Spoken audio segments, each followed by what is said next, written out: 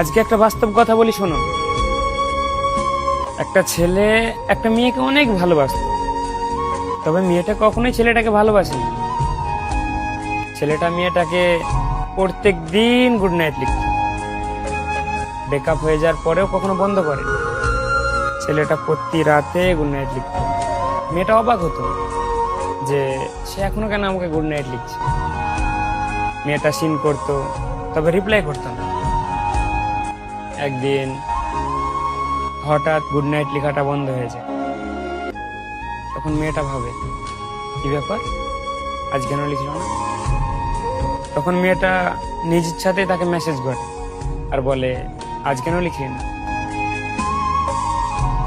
শেষ পর্যন্ত জানতে পারা যায় যে শেষ গুড নাইট লেখাটা ছিল হসপিটালের বেডে। ছেলেটা আর বেঁচে নেই।